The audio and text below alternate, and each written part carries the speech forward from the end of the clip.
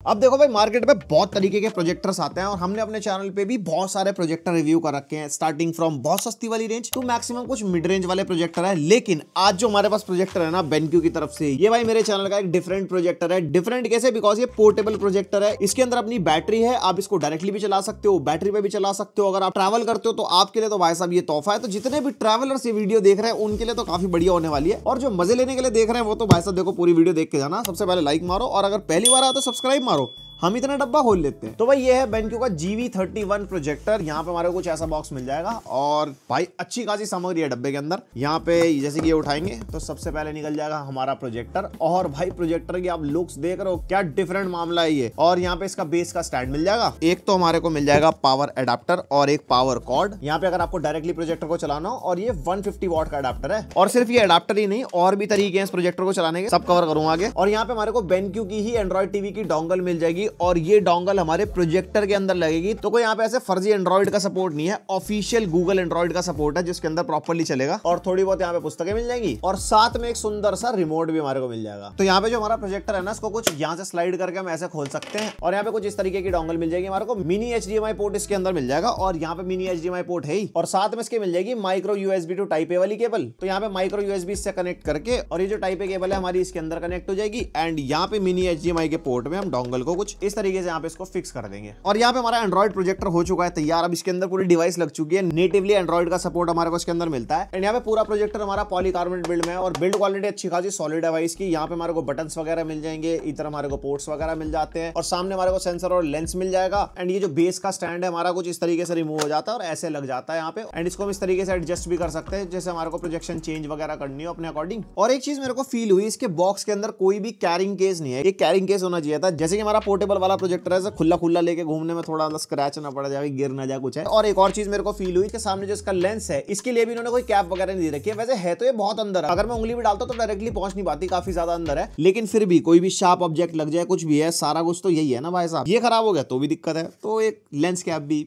Important थी, पर है नहीं। और पोर्ट्स के मामले में यहाँ पे पावर इनपुट का पोर्ट मिल जाएगा, एक हेडफोन जैक वाला पोर्ट यहाँ पे मिल जाएगा। इसमें चाहे आप हेडफोन कनेक्ट कर लो, या कोई 3.5mm जैक से आपको स्पीकर कनेक्ट करना हो तो वो कनेक्टिविटी हो जाएगी। और एक मिल जाएगा यहाँ पे हमारे को USB-C पोर्ट, जो हमारा PD वाला है। और PD वाले पोर्ट का फायदा कि 45 वॉट की PDA सपोर्ट करता है। आप Type-C के थ्रू भी अपना प्रोजेक्टर चला सकते हो, फिर चाहे PD वाला चार्जर यूज कर लो, या अगर ट्रैवल कर रहे हो तो आप पावर बैंक यूज कर सकते हो। 45 वॉट PD वाले पावर बैंक मिल जाते हैं मार्केट में। और जो इसका Type-C पोर्ट है ना, वो डिस्प्ले पोर्ट को भी सपोर्ट करता है, यानी कि इसके Type-C पोर्ट से आप डिस्प्ले आउटपुट भी ले सकते हो। फॉर एग्जाम्पल आपको लैपटॉप वगैरह कनेक्ट करना है Type-C के थ्रू, वो आप कर पाओगे। और जो रेजोल्यूशन है वो Type-C से हमारे को मैक्सिमम 1080p 60 मिलता है। और Type-C पोर्ट के थ्रू हम SSD भी कनेक्ट कर सकते हैं। यहाँ पे हमने 2 TB की मैक्सिमम SSD कनेक्ट करके देखी, जो हमारे पास थी, एंड वो प्रॉपर्ली वर्क कर रही थी। फाइल्स वगैरह हम यहाँ पे देख सकते हैं, प्लस वीडियो भी प्ले कर सकते हैं। वीडियो प्ले करते हुए 4K वीडियो प्ले नहीं होती, 4K वीडियो हमारी बिल्कुल स्टक हो जाती है। लेकिन अगर 1080p वीडियो चलाते हैं तो वो प्रॉपर्ली चल जाती है। एंड ये वाला Type-C पोर्ट 18 वॉट की पावर को थ्रो भी करता है। लाइक अगर आप अपना फोन वगैरह कनेक्ट करते हो, या कोई भी चीज आपको चार्ज करनी है, तो इस प्रोजेक्टर से आप चार्ज भी कर पाओगे।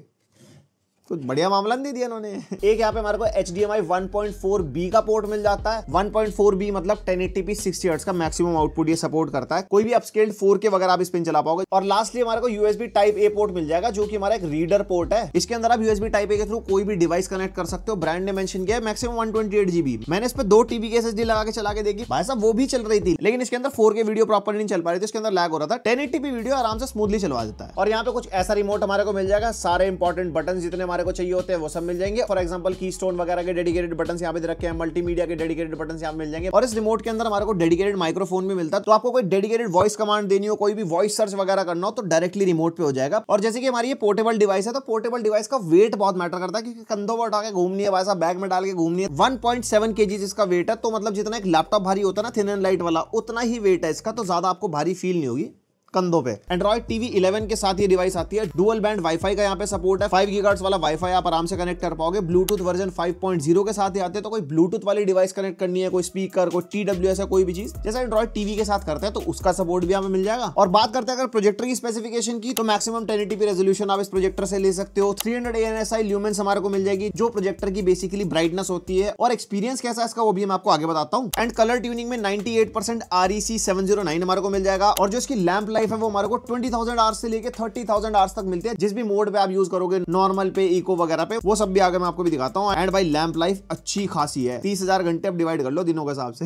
एंड ये प्रोजेक्टर मैक्सिमम 120 इंचेस का प्रोजेक्शन कर सकता है, लेकिन मेरे को जो स्वीट स्पॉट लगा ना वो 90 to 100 इंचेस वाला लगा, जिसपे मैंने टेस्ट किया था अपने स्टूडियो के अंदर। वैसे आपके जैसे रूम की लाइटिंग कंडीशन है ना, उसके अकॉर्डिंग ही प्रोजेक्टर की प्रोजेक्शन आप सेट कर सकते हो। ज्यादा पिक्सल डेप्थ आपको मिलेगी, ज्यादा ब्राइटनेस और ज्यादा क्लैरिटी आप फील करोगे। जितना ज्यादा दूर करते जाओगे उतनी पिक्चर बड़ी होती जाएगी और आपको फीका फीका महसूस होगा। और अब अगर बात करते हैं मल्टीमीडिया एक्सपीरियंस की, तो YouTube पे मैक्सिमम 4K 60 FPS का यहाँ पे हमारे को सपोर्ट मिलता है, और ऑफिशियली Netflix का सपोर्ट हमारे को इस डिवाइस के अंदर मिलेगा। मैक्सिमम 1080p पे आप कंटेंट देख सकते हो, या कोई भी अदर OTT ऐप आप इसके अंदर डालो, for example prime video, Disney Hotstar, या फिर और कोई भी OTT एप्लीकेशन, सबके अंदर आपको मैक्सिमम फुल HD रेजोल्यूशन का सपोर्ट इसके अंदर मिलेगा। और अगर कलर्स वगैरह की बात करते हैं प्रोजेक्टर के ऊपर, तो ऑब्वियसली वो टीवी वाला एक्सपीरियंस तो नहीं मिलेगा, लेकिन इस प्रोजेक्टर का कलर प्रोडक्शन हमारे को अच्छा मिलता है। लाइक जो कलर्स वगैरह हमारे को दिखते हैं ना, जैसे ग्रीन्स हैं, रेड्स हैं, ब्लूज हैं, तो वो प्रॉपर दिखाई देता है, कुछ भी ऐसा वॉश्ड आउट नहीं दिखता। और कलर्स ना काफी न्यूट्रल साइड है। यूजुअली प्रोजेक्टर में ना काफी ओवर सैचुरेटेड कलर्स हमारे को दिखाई देते हैं, जो ग्रीन्स है तो एकदम पक्के ग्रीन्स दिखाई देंगे, वो इसके अंदर नहीं है। ना तो बहुत ही ज्यादा ओवर सैचुरेटेड है, ना ही अंडर सैचुरेटेड है, काफी नेचुरल और न्यूट्रल टोन्स हमारे को मिलते हैं। बाकी इसके अंदर हमारे को डिफरेंट डिस्प्ले मोड्स भी मिल जाते हैं, जैसे इसके अंदर हमारे को गेम मोड मिलता है, उसके अंदर कलर्स हमारे थोड़े गेमिंग के हिसाब से ट्यून हो जाते हैं, थोड़े से पंची साइड हो जाते हैं। उसके बाद लिविंग रूम वाला मोड मिलता है, जैसे OTT देखना हो, यूट्यूब वगैरह देखना हो, तो उस हिसाब से हो गया। देन हमारे को एक स्पोर्ट्स मोड मिलता है, जिसके अंदर हमारे ग्रीन्स एंड ब्लूज ट्वीक हो जाते हैं, जो थोड़ा स्पोर्टी वाला तो हमारे को चाहिए होता है ना, क्रिकेट देख रहे हो तो एकदम घास हरी भरी दिखनी चाहिए,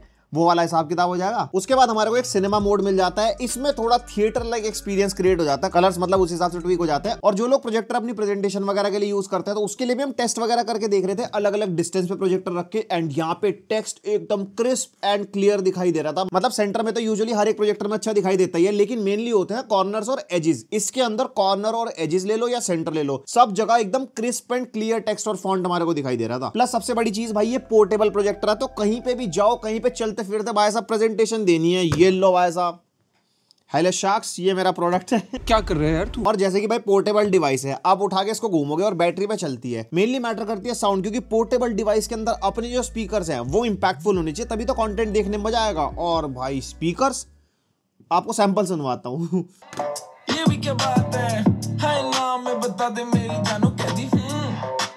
भाई इसके अंदर हमारे को 4 वॉट के 2 तो स्पीकर्स मिलते हैं, तो टोटल हो गया 8 वॉट, और साथ में 8 वॉट का सबवूफर भी मिलता है, जिसकी वजह से हमारे को बेस भी मिलती है, तो लाउडनेस भी अच्छी है और बेस भी है, तो काफी फुलफिलिंग आवाज ये प्रोजेक्टर देता है। टोटल 16 वॉट की आउटपुट वाली आपको साउंड मिल रही है इतनी सी डिवाइस से, जिसके अंदर प्रोजेक्शन की लैंप भी लगी हुई है, तो भाई साहब और क्या चाहिए। एंड इस प्रोजेक्टर को आप एज अ मल्टीमीडिया डिवाइस भी यूज कर सकते हो, लाइक एक स्पीकर की तरह, लेकिन उसके लिए आपका जो प्रोजेक्टर है और आपका जो स्मार्टफोन है वो एक ही वाईफाई से कनेक्टेड होनी चाहिए, और आप जो भी कंटेंट प्ले करोगे, फॉर एग्जांपल यूट्यूब पे वीडियो देख रहे हो, स्पॉटिफाई पे गाने चल रहे हैं या यूट्यूब म्यूजिक पे गाने चल रहे हैं, वहां पे आप स्ट्रीमिंग वाले बटन पे टैप करके अपना ही प्रोजेक्टर चूज कर सकते हो, और डायरेक्टली आपका जो भी कंटेंट चल रहा होगा वो इस पे चलना शुरू हो जाएगा। फिर उसकी चाहे आप प्रोजेक्शन करो या ना करो, स्पीकर तो चल ही रहे हैं ना भाई साहब। और यहाँ पे जो यूजर इंटरफेस हमारे को मिलता है ना, प्रॉपर स्टॉक एंड्रॉइड टीवी जो हमारा गूगल टीवी होता है ना, सेम वही वाला सिनेरियो है। यहाँ पे हमारे को जैसे मेन स्क्रीन मिल जाती है, जिसके अंदर सारी एप्स वगैरह मिल जाएगी, जो कंटेंट आप कंज्यूम करते हो उसके हिसाब से आपको रिकमेंडेशंस वगैरह यहाँ पे जैसे मिल जाती है ना फ्रंट स्क्रीन पे, तो सेम वही होम, शॉप, डिस्कवर एप्स हमारे को मिल जाएगा। एंड यहाँ पे अगर हम सेटिंग्स वगैरह भी देखते हैं ना जाकर, तो बिल्कुल सेम सेटिंग्स यहाँ पे हमारे को मिलती है, जैसे एंड्रॉइड गूगल टीवी की सेटिंग्स होती है। लेकिन अगर आपको प्रोजेक्टर की सेटिंग्स खोलनी है ना, तो उसके रिमोट पे एक डेडिकेटेड बटन है,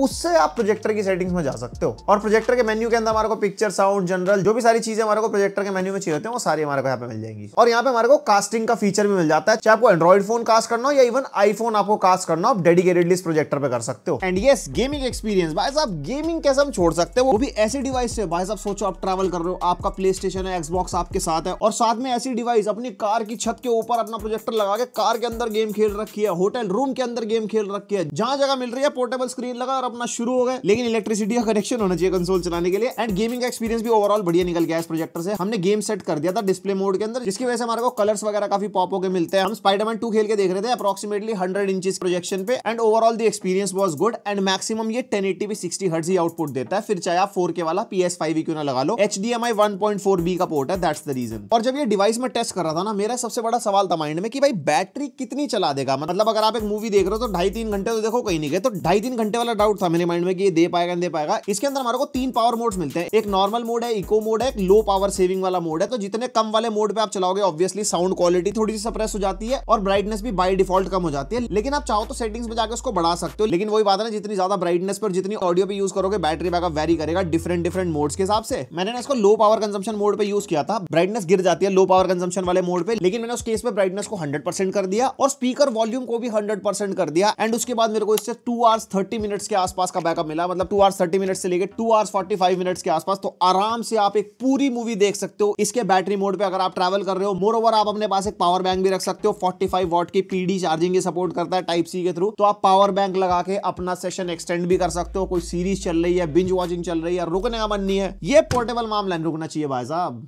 और अगर इस प्रोजेक्टर के यूज केसेस देखते हैं तो भाई दुनिया भर के हैं। आप इसको अपनी कार में यूज कर सकते हो, कार में एकदम रॉल्स रॉयस वाले मजे लेने हो, आपको सितारे वितारे अपनी कार की छत पे करने हो तो इसको ऊपर करके आप अपनी कार में लगा सकते हो। ट्रैवल करते हुए होटल रूम में यूज करना है, आउटडोर में इसको किसी जगह प्रोजेक्ट करना है, आपके हिसाब से क्या क्या यूज केसेस इस प्रोजेक्टर के हो सकते हैं, आपके दिमाग में कितनी खुरापात है, बेडरूम में ऊपर करके चला लेंगे, मतलब कुछ भी आप कर सकते हो। तो आप मेरे को कमेंट करके जरूर बताना कि आपके दिमाग ने कितनी तिगड़म लगाई है इस बैटरी वाले प्रोजेक्टर को सोचते हुए।